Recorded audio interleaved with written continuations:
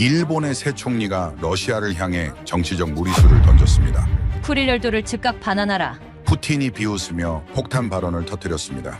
쿠릴은 당연히 러시아 영토이며 독도는 영원히 한국 땅이다. 25년 전 너희가 한 짓을 잊었나? 푸틴의 이 한마디에 도쿄 전체가 혼란에 빠졌습니다. 하지만 충격은 여기서 그치지 않았습니다. 한국과는 이미 25년 전 거래가 끝났다. 도대체 1998년 러시아와 한국 사이에 무슨 비밀 거래가 있었던 걸까요? 그 충격적인 이야기 지금 시작합니다. 저는 알렉산드라 볼콘스카야입니다. 러시아 외교부 동아시아 태평양국 부국장이죠. 22년간 외교관으로 살아왔습니다. 그날 아침 제 인생이 완전히 뒤바뀔 줄은 꿈에도 몰랐습니다. 볼콘스카야 부국장님, 큰일 났어요.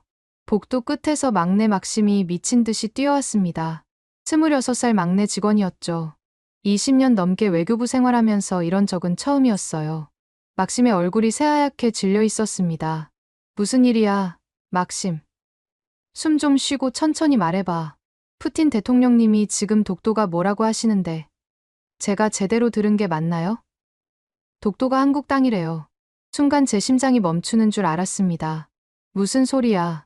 제가 동아시아 담당인데 이런 중대 사안을 모른다고. 불가능한 일이었습니다. 회의실 TV 앞에는 이미 우리 부서 직원 전체가 모여 있었습니다. 40명이 넘었어요. 모두 말을 잃은 채 화면만 뚫어지게 쳐다보고 있었죠. 화면 속 푸틴 대통령의 얼굴은 늘 그렇듯 무표정했지만 그의 입에서 나오는 말은 폭탄 그 자체였습니다. 러시아는 오늘부로 독도에 대한 공식 입장을 천명합니다. 독도는 역사적, 지리적, 국제법적으로 명백한 대한민국의 고유 영토입니다. 미쳤어. 누군가 중얼거렸습니다. 저도 같은 생각이었어요. 이게 대체 무슨 일이죠? 제가 동아시아 전문가인데 이런 결정을 사전에 전혀 몰랐다는 게 말이 됩니까? 커피잔을 들고 있던 제 손이 덜덜 떨렸습니다. 뜨거운 커피가 손등에 쏟아졌어요. 뜨거웠지만 아픈 줄도 몰랐습니다. 화면에서 눈을 뺄 수가 없었거든요. 푸틴이 계속했습니다. 러시아 태평양 함대는 필요시 독도 인근 해역의 자유항행을 보장할 것이며 그 어떤 국가의 도발도 용납하지 않을 것입니다. 이건 선전포고야. 니콜라이 국장님이 의자에서 벌떡 일어났습니다. 35년 경력의 노련한 외교관이었는데 목소리가 떨리고 있었어요. 도대체 왜 우리가 한국을 위해서 일본과의 모든 협상을 날려버리면서까지. 도대체 무슨 이유로? 국장님 말이 끝나기도 전에 제 휴대폰이 폭발하듯 울렸습니다. 화면을 보니 일본 외무성 다나카 국장이었어요. 15년 직이었죠. 도쿄 대사관 시절부터 알던 사이였습니다. 볼콘스카야, 당장 설명해. 이게 무슨 짓이야? 다나카의 목소리는 거의 비명에 가까웠습니다. 그가 이렇게 감정적인 건 처음 봤어요. 다나카 씨, 저도 방금 알았어요. 저도 완전히 당황스러운 상황이라고요. 거짓말하지 마. 당신들이 우리를 속였어. 쿠릴 열도 협상은 다 연극이었군. 우리를 바보로 만든 거야. 전화기 너머로 들리는 고함 소리. 무언가 깨지는 소리도 들렸어요. 저는 할 말이 없었습니다. 정말로 저도 몰랐으니까요. 24시간이다. 24시간 내로 해명하지 않으면 우리 정부는 모든 경제 협력을 중단할 거야. 에너지 계약도 전부 재검토한다. 탁. 전화가 끊겼습니다. 사무실은 이미 전쟁터였습니다. 베이징에서, 평양에서, 서울에서, 워싱턴에서 전화가 빗발쳤어요. 모두가 묻고 있었습니다. 왜? 도대체 왜? 부국장님, 한국 외교부에서도 완전히 놀랐대요. 그들도 사전에 전혀 몰랐다는데요. 막심이 떨리는 목소리로 보고했습니다. 한국조차 몰랐다고? 그럼 이건 정말 푸틴 대통령의 독단적 결정이란 말인가? 저는 모니터를 뚫어지게 쳐다봤습니다. 화면 속에서는 각국 기자들이 난리가 났어요. 모두가 손을 들고 질문하려 했죠. 솔직히 말씀드리면 저는 한국을 깔봤습니다. 작은 반도 국가, 미국 없으면 아무것도 못하는 나라, 일본의 아류. 제 책상 서랍에는 일본이 준 다케시마 자료가 가득했어요. 당연히 독도는 일본 땅이라고 생각했죠. 그런데 푸틴이 왜, 무엇이 그를 움직였을까? 러시아가 일본과의 모든 외교적 자산을 버리면서까지 한국 편을 들 이유가 뭐죠? 볼콘스카야 부국장. 니콜라이 국장님이 저를 불렀습니다. 그의 손에는 빨간색 비밀문서 봉투가 들려 있었습니다. 크렘린궁 직인이 찍혀 있었어요. 방금 대통령 비서실에서 왔어. 너만 보라고 했다. 제 이름이 적힌 봉투. 손이 떨렸습니다. 뭔가 심상치 않았어요. 안에는 단 한 줄이 적혀 있었습니다. 오늘 오후 4시 크렘린궁 지하 문서고. 혼자 오시오. 서명은 없었지만 알 수 있었습니다. 푸틴 대통령의 최측근. 전설적인 KGB 출신 이고르 솔로프. 그가 왜 나를? 갑자기 등골이 서늘해졌습니다. 이건 단순한 외교 이슈가 아니었어요. 뭔가 더 크고 깊은 비밀이 숨어 있었습니다. 그리고 그들이 나를 선택한 이유가 있을 거예요. 하지만 그때는 상상도 못했습니다. 곧 제가 알게 될 진실이 제 22년 외교관 인생을 완전히 뒤집어 놓을 거라는 걸 말이죠. 오후 4시 정각. 크렘린궁 지하 문서고로 향하는 발걸음이 무거웠습니다. 무거운 철문 앞에 도착했을 때 검은 정장의 사내가 기다리고 있었습니다. 이고르 솔로프. 푸틴의 그림자라 불리는 남자였죠. 70대 노인이었지만 눈빛 많은 젊은이처럼 날카로웠어요.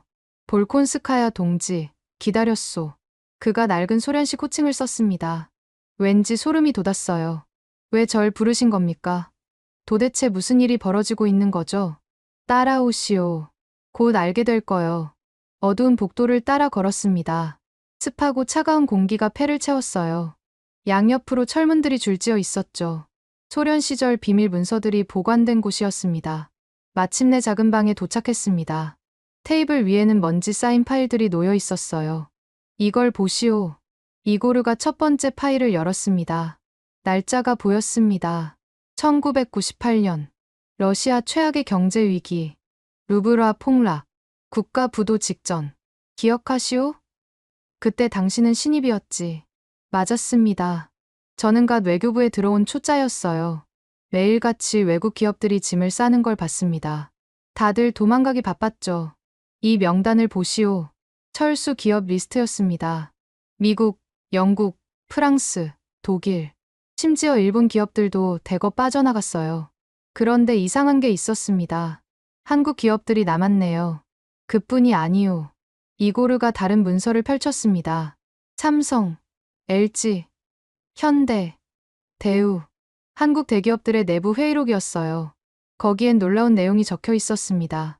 러시아를 떠나지 않는다. 어려울 때 떠나는 건 친구가 아니다. 저는 문서를 다시 읽었습니다. 믿기지 않았어요. 이들은 오히려 투자를 늘렸소. 러시아 직원들 월급을 자기들 돈으로 지급했고. 말도 안 돼요. 왜 그런 손해를? 이고르가 제 눈을 똑바로 봤습니다. 그들은 말했소. 러시아는 다시 일어설 것이다. 우리는 그날까지 기다린다고. 갑자기 목이 메였습니다. 제가 그토록 무시했던 한국이 우리의 가장 어두운 시절에 손을 잡아줬다니. 일본은요? 일본? 이고르가 코웃음을 쳤습니다. 그들은 우리에게 조건을 달았소. 북방 영토를 달라고. 우리가 가장 약할 때 그들은 영토를 요구했지. 제 얼굴이 화끈거렸습니다. 제가 얼마나 바보였는지 깨달았으니까요. 푸틴 대통령은 이 은혜를 잊지 않았어. 25년을 기다렸지. 이제 갚을 때가 온 거요. 저는 먼지 쌓인 문서를 내려다봤습니다. 거기엔 제가 몰랐던 역사가 있었어요. 그리고 제 편견이 얼마나 어리석었는지를 보여주고 있었죠.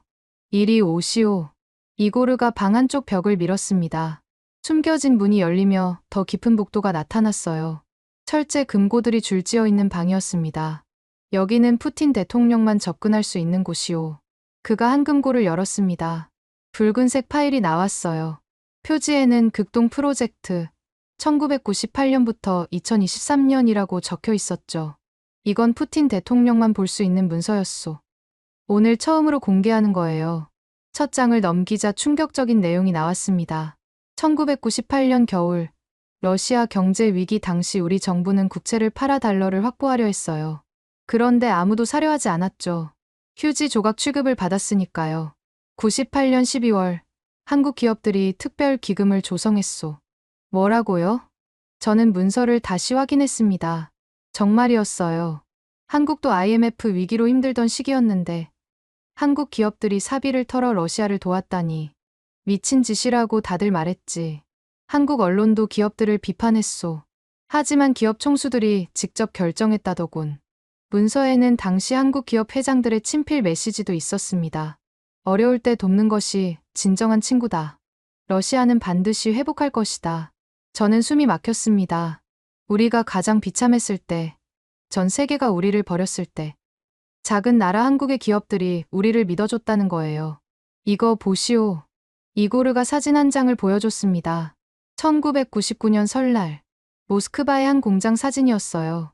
한국 기업 직원들과 러시아 노동자들이 함께 찍은 사진. 모두가 웃고 있었습니다. 이 공장은 6개월째 월급이 밀린 상태였소. 그런데 한국 본사에서 특별 자금을 보냈지. 러시아 직원들에게 설 보너스까지 지급했다고. 믿기지 않았습니다. 그때 일본 기업들은 뭘 했죠? 맞아요. 다들 철수했죠. 심지어 해고 수당도 안 주고 떠난 곳이 많았습니다. 이고르가 새로운 파일을 꺼냈습니다. 2008년 글로벌 금융위기 때도 마찬가지였소. 또다시 러시아가 흔들렸을 때 한국 기업들의 행보가 기록되어 있었어요. 삼성은 러시아 공장을 오히려 확대했고 LG는 신규 채용을 늘렸소. 현대차는 상트페테르부르크에 두 번째 공장을 지었지. 왜 그들은 계속 투자한 거죠? 이고르가 의미심장하게 웃었습니다. 그들은 러시아의 잠재력을 봤소. 언젠가 러시아가 강대국으로 돌아올 거라고 믿었지. 그리고 그가 말을 멈췄습니다. 그리고 한국인들은 은혜를 아는 민족이요. 6.25 전쟁 때 소련의 역할, 그들은 잊지 않았소. 잠깐, 뭐라고요? 소련의 역할이요? 우리가 북한을 지원했지만 동시에 전쟁이 너무 확대되는 것도 원치 않았소. 그 미묘한 균형 덕분에 한반도가 완전히 파괴되지 않은 거요. 이건 제가 아는 역사와는 다른 해석이었습니다. 이고르는 계속 문서를 넘겼어요. 2014년 크림반도 사태, 서방이 우리를 제재했을 때 한국은 최소한의 제재만 했소. 그리고 비공식적으로 계속 거래했지. 그게 가능했나요? 한국 정부가 눈 감아줬소. 인도적 물자라는 명목으로. 실제론 러시아 병원에 필요한 의료 장비였지만 문서 더미가 쌓여갔습니다. 25년간 한국이 러시아를 위해 한 일들. 조용히, 소리 없이, 아무도 모르게 푸틴 대통령이 작년에 말했소. 이제 우리가 보답할 차례라고. 그래서 독도를. 그렇소. 일본이 아무리 중요해도 은혜를 저버릴 순 없지. 그게 러시아의 자존심이요. 저는 부끄러웠습니다. 22년간 외교관으로 일하면서 이런 진실을 전혀 몰랐다니. 아니, 알려고 하지 않았죠. 한국을 무시하기 바빴으니까. 볼콘스카야 동지, 당신이 이걸 아는 첫 번째 외교관이요. 왜 저에게? 당신이 가장 한국을 싫어했으니까. 그런 당신이 변한다면 다른 사람들도 변할 거예요. 이고르가 마지막 문서를 건넸습니다. 푸틴 대통령의 친필 메모였어요. 한국은 말이 아닌 행동으로 우정을 증명했다. 이제 우리 차례다. 독도는 시작일 뿐이다. 시작이라고? 그럼 앞으로 더 큰 일이 벌어진다는 건가요? 갑자기 현기증이 났습니다. 제가 알던 세계가 무너지는 기분이었어요. 그리고 집에 있는 딸 카티아가 떠올랐습니다. 그 애가 옳았어요. 한국은 정말 특별한 나라였던 거죠. 이제 당신이 할 일이 있소. 이고르가 저를 똑바로 쳐다봤습니다. 내일 아침 블라디보스토크로 가시오. 직접 눈으로 확인하시오. 25년간 한국이 우리 극동 지역에서 뭘 했는지. 블라디보스토크요? 그래요. 한국 기업들이 가장 많이 투자한 곳이지. 거기서 당신은 더 많은 것을 보게 될 거요. 저는 고개를 끄덕였습니다. 이제 거부할 수 없었어요. 진실을 알아야 했으니까. 지하 문서고를 나올 때 해가 지고 있었습니다. 모스크바 하늘이 붉게 물들어 있었어요. 저는 차에 앉아 카티아에게 전화를 걸었습니다. 엄마, 카티아야. 오늘 많은 걸 봤어. 무슨 일 있었어? 미안해. 네가 옳았어. 한국은 정말 특별한 나라야. 전화기 너머로 카티아가 놀라는 기척이 들렸습니다. 엄마가 그런 말을 하다니. 무슨 일이야? 나중에 다 얘기해 줄게. 그리고 카티아야. 응? 서울대 교환학생 가도 좋아. 카티아가 소리를 질렀습니다. 기쁨의 비명이었어요. 집으로 가는 길, 저는 창밖을 보며 생각했습니다. 내일 블라디보스토크에서는 무엇을 보게 될까? 그리고 제 22년 외교관 인생이 완전히 바뀌고 있다는 걸 느꼈습니다. 다음 날 아침, 니콜라이 국장과 함께 블라디보스토크행 비행기에 올랐습니다. 7시간 비행 끝에 도착한 극동의 항구 도시. 공항에서 블라디보스토크시 경제 담당관 표트르가 우리를 맞았습니다. 볼콘스카야 부국장님, 니콜라이 국장님, 환영합니다. 제가 이곳을 안내하겠습니다. 40대 중반의 건장한 체격. 표트르는 20년 넘게 이곳에서 근무한 베테랑이었어요. 먼저 삼성 공장으로 가시죠. 여기서 가장 오래된 한국 기업입니다. 차로 30분을 달렸습니다. 거대한 공장 건물이 나타났어요. 삼성전자 블라디보스토크 공장. 1998년에 세워졌습니다. 공장장 이반이 우리를 맞았습니다. 50대 후반의 러시아인이었어요. 경제 위기가 한창일 때 한국 본사가 결정했죠. 러시아를 떠나지 않는다고. 공장 안으로 들어가 보시겠습니까? 이반이 우리를 안내했습니다. 거대한 조립라인이 펼쳐졌어요. 러시아 노동자들이 분주히 일하고 있었습니다. 그런데 뭔가 달랐어요. 분위기가 다른 러시아 공장들과 확연히 달랐습니다. 모두가 웃고 있었어요. 여기 사람들 표정이 밝네요. 니콜라이 국장이 말했습니다. 당연하죠. 이 회사가 가족이니까요. 대부분 20년 넘게 일했어요. 한 여성 노동자가 우리를 보고 다가왔습니다. 나타샤, 조립라인 반장입니다. 40대 중반의 푸근한 인상이었어요. 98년 겨울을 기억하세요? 남편이 실직했고 딸아이가 아팠죠.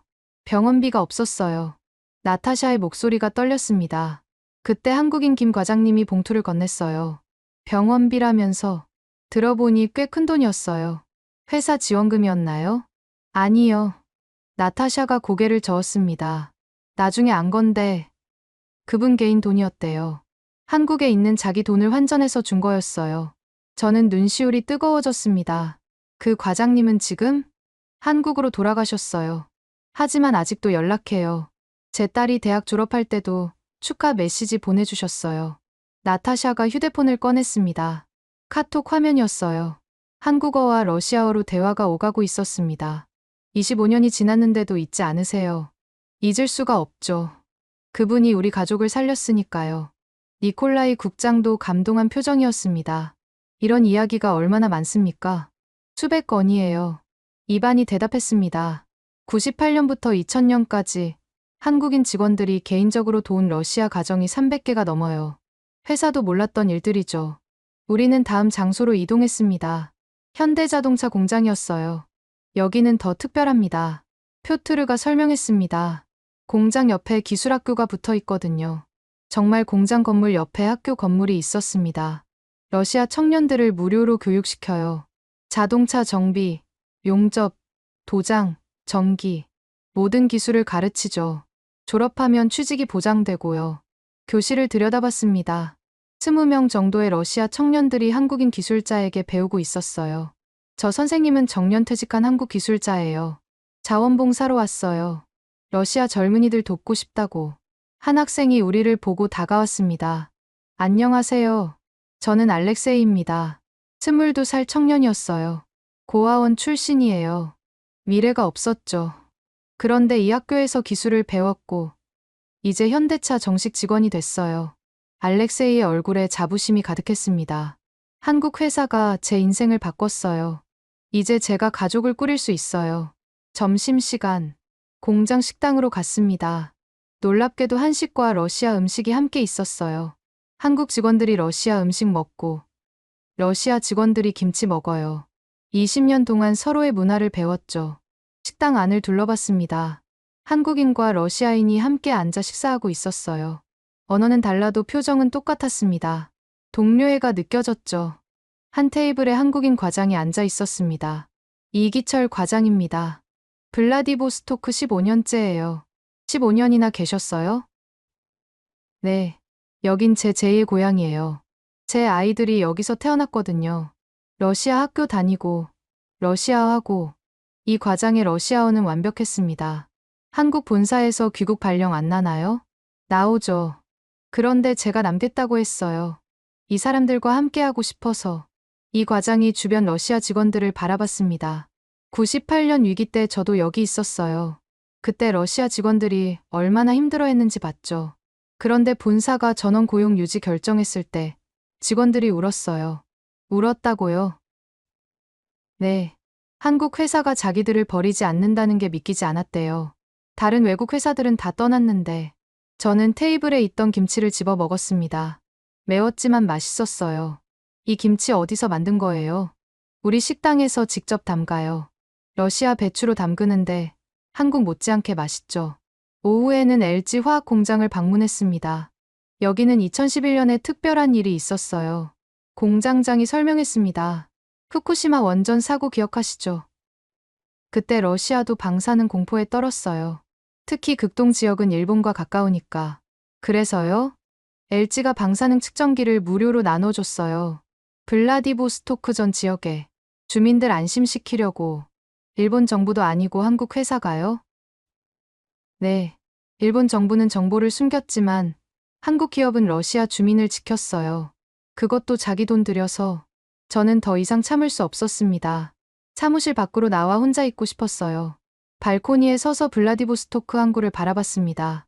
한국과 가까운 바다. 그 바다를 건너 한국 사람들이 25년간 이곳을 지켜왔던 거예요. 볼콘스카야. 니콜라이 국장이 다가왔습니다. 울고 있나? 아니요. 바람이 매서워서. 나도 그래. 오늘 본 것들이 믿기지 않아. 니콜라이 국장도 창밖을 바라봤습니다. 우리가 얼마나 어리석었는지. 일본만 쳐다보고 한국은 무시하고. 정작 진짜 친구는 조용히 옆에 있었는데. 국장님, 독도는 정말 한국 땅이 맞습니다. 나도 이제 알아. 역사적 근거 따위 필요 없어. 25년 행동이 모든 걸 증명하잖아. 해가 지고 있었습니다. 블라디보스토크 하늘이 붉게 물들었어요. 내일은 한국타운에 갑니다. 거기서 더 놀라운 이야기를 들을 거예요. 표트르가 말했습니다. 저는 호텔로 돌아와 카티아에게 전화했습니다. 카티아야, 엄마, 목소리가 이상해. 무슨 일 있어?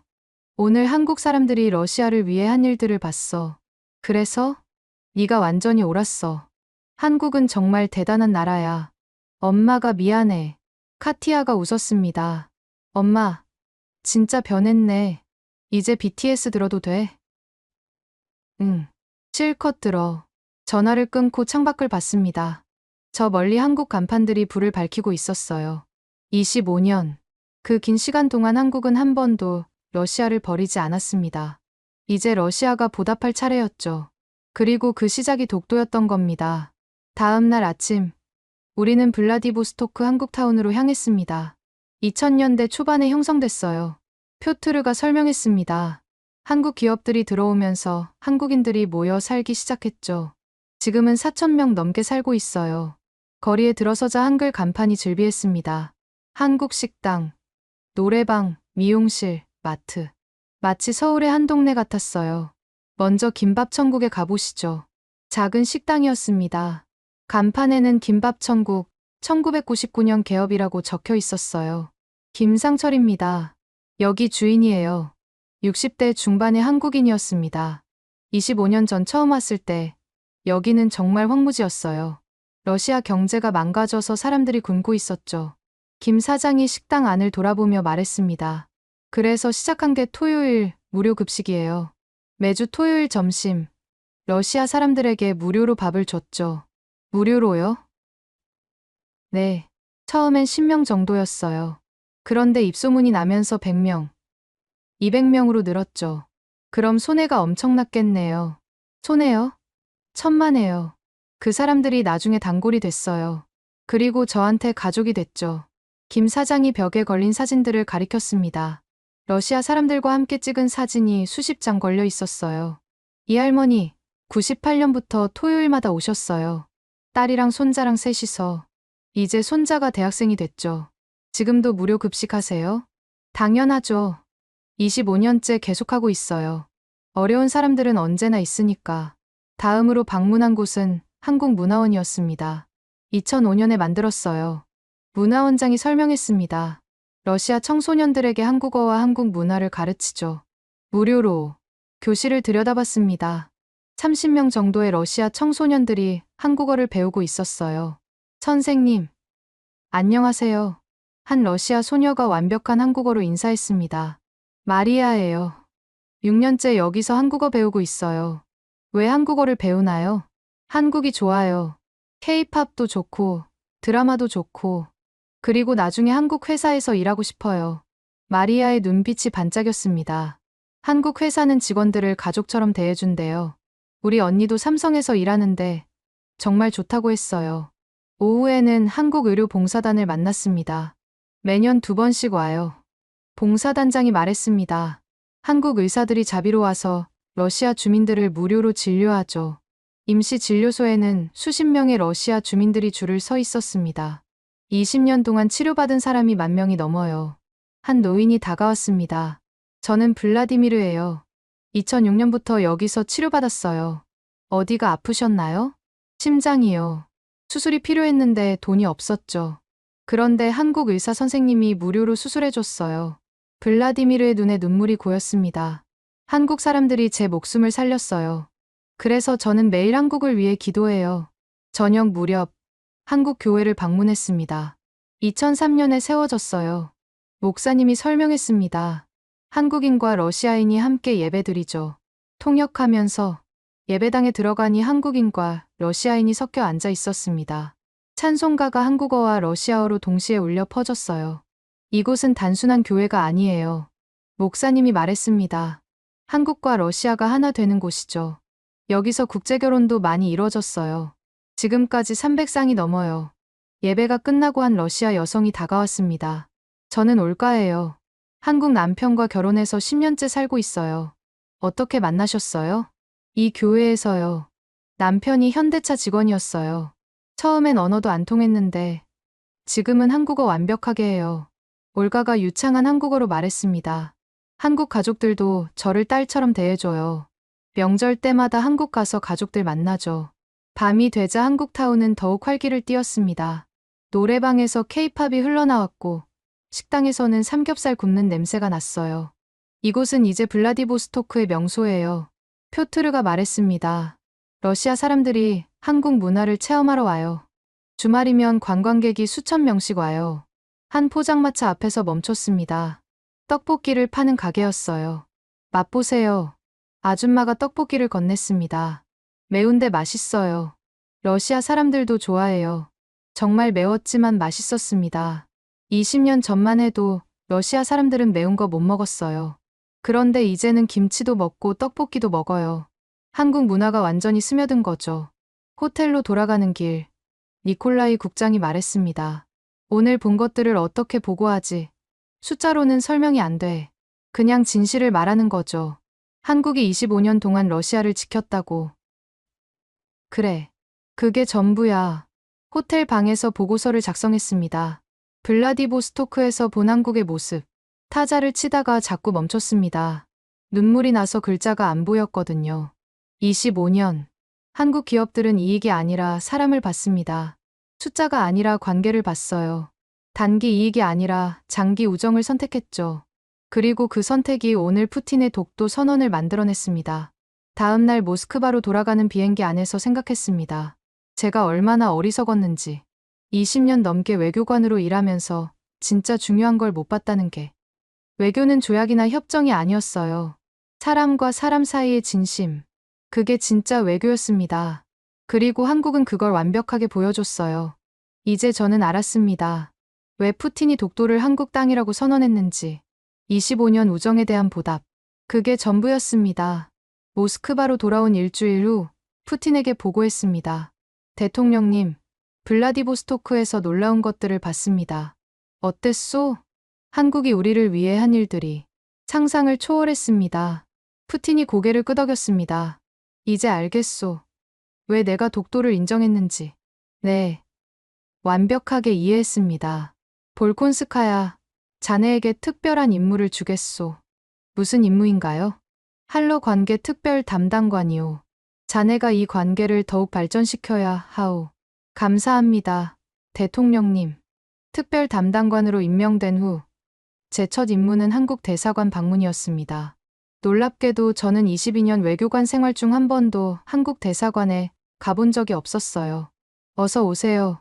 볼콘스카야 부국장님. 최태윤 공사참사관이 직접 마중 나왔습니다. 초대해 주셔서 감사합니다. 저희가 더 영광이죠. 드디어 오셨네요. 그 말에 얼굴이 빨개졌습니다.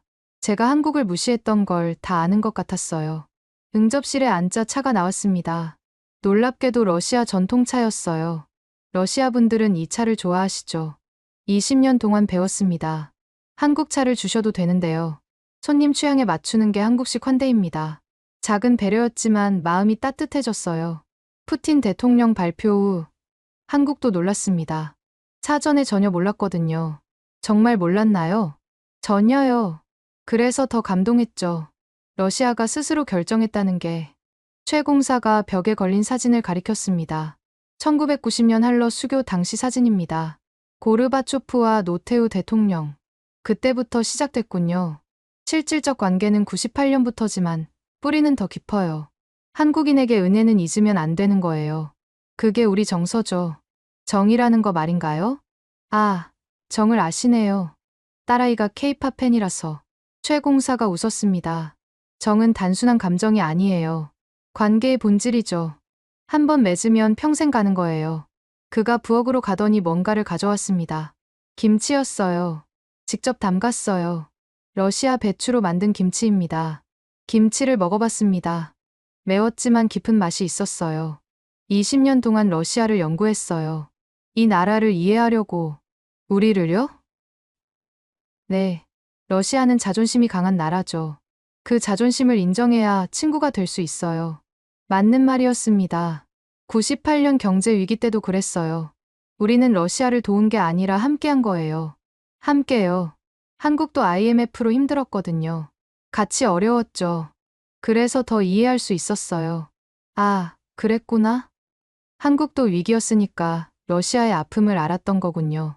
며칠 후 푸틴이 서울을 방문하기로 했습니다. 볼콘스카야, 자네가 수행단에 포함되오. 서울요. 제가요? 그래. 직접 가서 한국을 더 배워야 하오. 2주일 후 푸틴과 함께 서울행 비행기에 올랐습니다. 7시간 비행 끝에 인천공항에 도착했습니다. 밤이었는데 수백 명이 나와 있었어요. 러시아 국기와 한국 국기를 함께 흔들며 스파시바, 푸틴, 러시아 사랑해요. 푸틴도 놀란 표정이었습니다. 호텔로 가는 길, 서울의 야경이 펼쳐졌습니다. 화려한 불빛, 높은 빌딩들. 이게 70년 전 폐허였다니. 누군가 감탄했어요. 다음 날 청와대에서 정상회담이 열렸습니다. 25년 우정을 100년 동맹으로 만듭시다. 한국 대통령과 푸틴이 악수했습니다. 역사적 순간이었어요. 회담 후 발표된 공동성명은 파격적이었습니다. 경제 협력 확대, 시베리아 공동개발 프로젝트 착수, 우주 기술 협력, 북극 항로 공동 운영. 이제 한국과 러시아는 운명 공동체입니다. 푸틴의 마지막 말이 모든 걸 담고 있었어요. 그날 오후 통일대교를 방문했습니다. 여기서 다시 선언하고 싶소.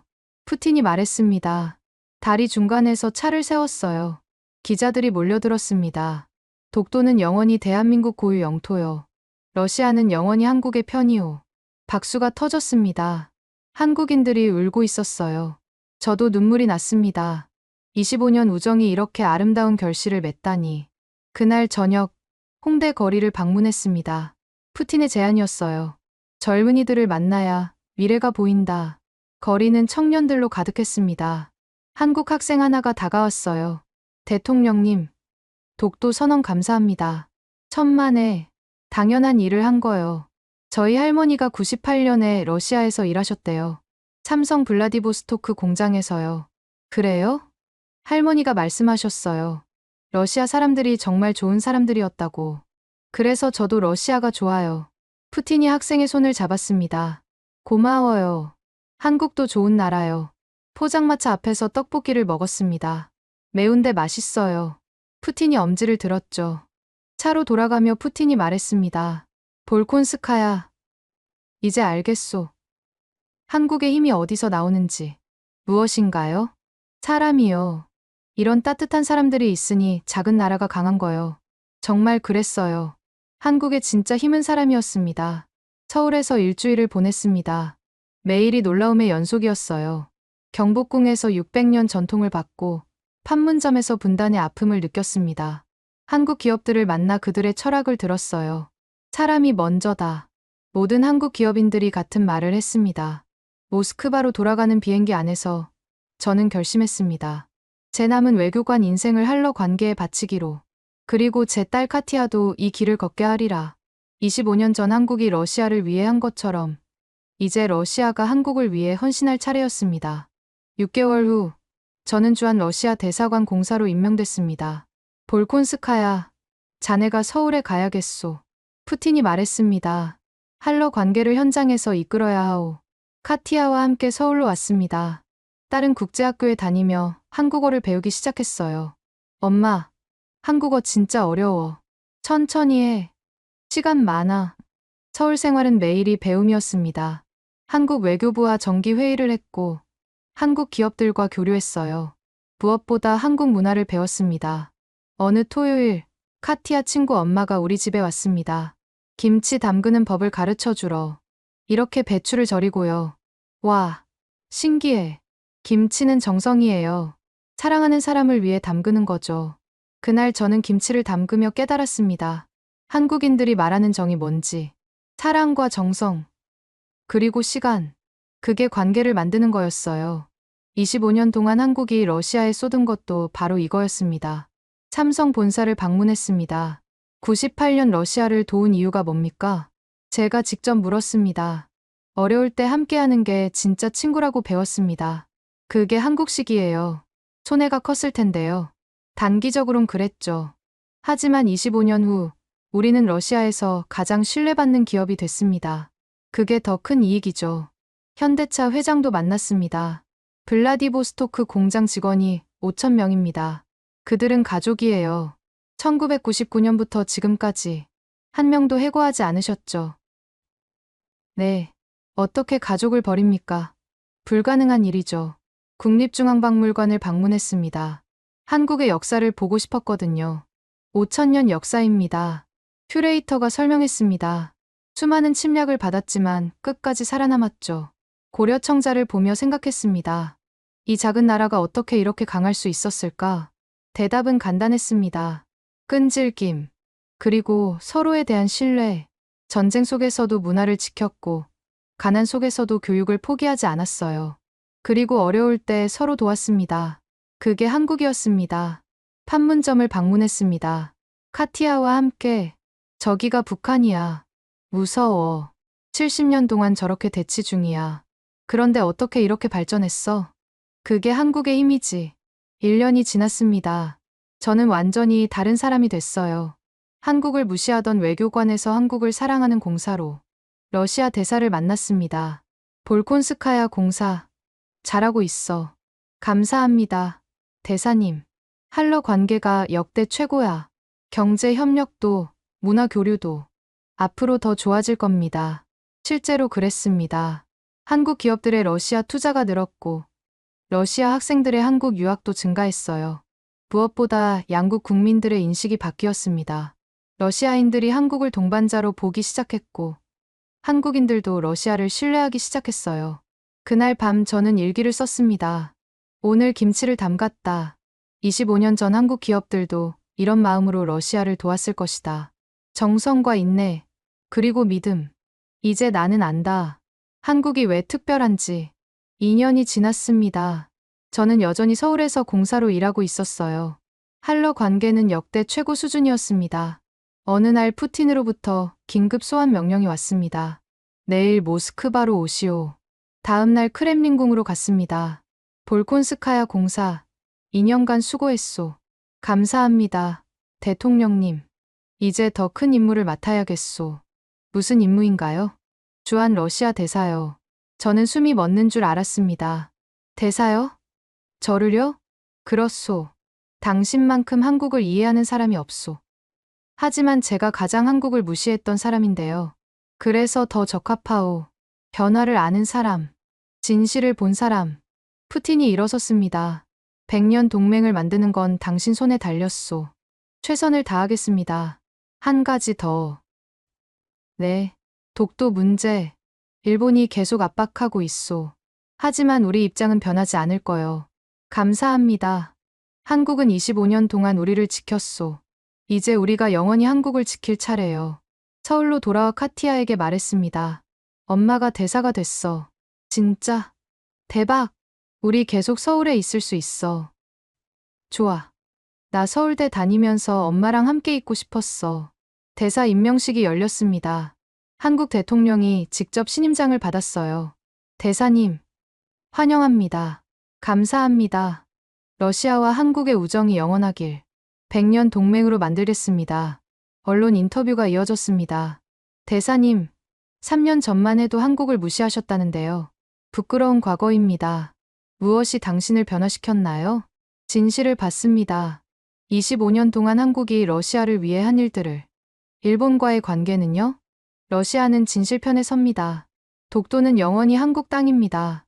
대사관에서 첫 업무를 시작했습니다. 직원들이 모였어요. 제 목표는 단순합니다. 한국과 러시아가 진짜 가족이 되는 것. 어떻게 하시렵니까? 사람 대 사람으로 만나는 겁니다. 정부 차원이 아니라 국민 차원에서 청년 교류 프로그램을 만들었습니다. 매년 1000명의 한국 청년이 러시아로, 1000명의 러시아 청년이 한국으로. 서로를 이해하는 게 먼저입니다. 기업 협력도 확대했습니다. 한국 기업의 러시아 투자를 2배로 늘리겠습니다. 러시아 기업도 한국에 투자해야 합니다. 문화 교류는 더욱 활발해졌어요. 러시아 발레, 한국 케이팝, 러시아 문학, 한국 드라마. 모든 것이 함께 어우러졌습니다. 카티아는 서울대에 입학했습니다. 엄마, 나 러시아 담당 외교관 되고 싶어. 정말? 응. 엄마처럼 두 나라를 잇는 일 하고 싶어. 자랑스럽다. 엄마가 길을 만들어줬잖아. 어느 토요일, 카티아와 함께 남산을 올랐습니다. 엄마, 여기서 서울이 다 보여. 정말 아름답다. 엄마, 후회 안 해. 한국 와서. 전혀. 이게 내 인생 최고의 결정이야. 나도 엄마 따라와서 정말 좋아. 정상에서 서울을 내려다봤습니다. 70년 전 폐허였던 도시. 지금은 세계 10위 경제 대국의 수도. 저 도시를 만든 사람들이 러시아도 도왔어. 대단한 사람들이야. 응, 정말 대단해. 대사로서 5년이 지났습니다. 그동안 한러 관계는 비약적으로 발전했어요. 경제 협력은 3배 증가했고, 문화 교류는 5배 증가했습니다. 무엇보다 양국 국민들의 마음이 하나가 됐어요. 모스크바에는 한국 거리가 생겼고, 서울에는 러시아 문화원이 생겼습니다. 어느 날, 러시아 외교부에서 연락이 왔습니다. 볼콘스카야 대사님, 본국으로 돌아오셔야 합니다. 왜요? 외교부 차관으로 임명되셨습니다. 차관, 외교부 2인자였습니다. 저를요? 푸틴 대통령 직접 결정입니다. 서울을 떠나야 한다는 게 아쉬웠지만 더 큰 책임이 기다리고 있었습니다. 한국 정부에 작별 인사를 했습니다. 대사님, 떠나신다니 아쉽습니다. 저도 그렇습니다. 모스크바에서도 한러 관계 잘 부탁드립니다. 당연하죠. 마지막 날, 명동 거리를 걸었습니다. 5년 동안 수없이 걸었던 거리. 엄마, 나 서울 떠나기 싫어. 나도. 하지만 우리 할 일이 있잖아. 모스크바에서도 한국을 위해 일하는 거지? 그렇지. 인천공항으로 가는 길, 창밖을 보며 생각했습니다. 5년 전 처음 왔을 때와 지금, 제가 완전히 달라졌다는 것을. 그리고 이 변화가 두 나라를 바꿨다는 것을. 모스크바에 도착하니 니콜라이 국장, 아니 이제는 대사가 기다리고 있었습니다. 볼콘스카야 차관, 축하하네. 감사합니다. 대사님, 자네 덕분에 한러 관계가 이렇게 좋아졌어. 우리 모두의 노력입니다. 외교부 차관으로서 저는 아시아 전체를 담당하게 됐습니다. 하지만 제 마음은 늘 한국에 있었어요. 차관님, 일본에서 항의가 왔습니다. 또 독도 문제인가? 네, 러시아 입장을 재검토하라고. 거절하시오. 우리 입장은 변하지 않아. 일본은 계속 압박했지만 러시아는 흔들리지 않았습니다. 한국은 25년 동안 우리를 지켰소. 우리도 영원히 한국을 지킬 거요. 푸틴의 말은 확고했습니다. 카티아는 서울대를 졸업하고 러시아 외교부에 입사했습니다. 엄마, 나 러시아 담당 됐어. 아니, 한국 담당? 응. 엄마처럼 두 나라를 잇는 일 하고 싶어. 자랑스럽다. 엄마가 길을 만들어줘서 가능했어. 1년 후, 저는 외교부 장관으로 임명됐습니다. 볼콘스카야, 이제 외교부 장관을 맡아야겠소. 장관요? 저를요? 그렇소. 당신만큼 적합한 사람이 없소. 감사합니다, 대통령님. 25년 전 자네를 지하 문석으로 불렀을 때 확신했소. 무엇을요? 이 사람이 세상을 바꿀 거라고. 과찬이십니다. 아니요. 사실이요. 자네가 바꿨소. 외교부 장관 취임식이 열렸습니다. 제 목표는 명확합니다. 한러 관계를 모델로 다른 나라들과도 진정한 우정을 만들겠습니다. 실제로 일본의 태도가 조금씩 변하고 있었습니다. 일본 외무성에서 대화를 제안했습니다. 만나시오. 하지만 우리 입장은 변하지 않아. 일본 외무장관을 만났습니다. 볼콘스카야 장관님, 우리 관계를 개선하고 싶습니다. 좋습니다. 하지만 독도는 협상 대상이 아닙니다. 이해합니다. 우리도 현실을 받아들이기 시작했습니다. 현명한 결정입니다. 장관이 된 지 1년 후, 저는 다시 블라디보스토크를 방문했습니다. 10년 만이었어요. 많이 변했어요. 표트르가 공항에서 말했습니다. 뭐가요? 모든 게요. 이제 한러 우정의 상징 도시가 됐어요. 정말 그랬습니다. 블라디보스토크 중심가에 한러 우정 광장이 생겼어요. 거대한 조형물이 서 있었습니다. 두 손이 맞잡은 형상. 한 손은 러시아 국기, 다른 손은 한국 국기. 2년 전에 완공됐어요. 아름답네요. 매일 수백 명이 사진 찍으러 와요. 삼성 공장도 더 커져 있었습니다. 직원이 10,000명으로 늘었어요. 이반 공장장이 자랑스럽게 말했습니다. 블라디보스토크 최대 고용주죠. 나타샤는요? 이제 부공장장이에요. 나타샤를 만났습니다. 차관님, 아니 장관님, 다시 오셨네요. 승진 축하해요. 감사합니다. 모두 장관님 덕분이에요. 아니에요. 당신 실력이에요. 딸이 이제 엄마처럼 삼성에서 일해요. 엄마 밑에서. 정말 자랑스러우시겠어요. 네. 25년 전 김 과장님이 우리 가족을 도왔을 때 꿈도 못 꿨어요. 딸이 부공장장 밑에서 일하게 될 줄. 한국타운은 더욱 번창하고 있었습니다. 한국 식당이 100개 넘었어요. 김 사장은 이제 70대였지만 여전히 건강했습니다. 토요일 무료 급식은요? 물론 계속하고 있죠. 28년째예요. 대단하세요. 우리가 받은 사랑을 돌려주는 거예요. 새로 생긴 한러 문화센터를 방문했습니다. 러시아 청년들이 한국어를 배우고 한국 청년들이 러시아어를 배워요. 센터장이 설명했습니다. 매년 1,000명이 수료해요. 저녁에는 한러 합동 콘서트가 열렸습니다. 러시아 오케스트라와 한국 케이팝 그룹이 함께 무대에 섰어요. 놀라운 조화네요. 니콜라이 대사가 감탄했습니다. 클래식과 현대 음악이 이렇게 어울릴 줄이야. 관객들이 열광했습니다. 러시아인과 한국인이 함께 노래하고 춤췄어요. 이게 우리가 꿈꾼 미래예요. 모스크바로 돌아오는 비행기에서 생각했습니다. 한 사람의 변화가 도시를 바꾸고 국가를 바꿨다는 것을. 그리고 그 변화는 계속 확산되고 있다는 것을. 지금까지 저의 이야기였습니다. 25년 동안 한국을 무시했던 러시아 외교관이 푸틴의 독도 발언을 계기로 숨겨진 진실을 알게 되고 결국 한국을 사랑하게 된 이야기였습니다.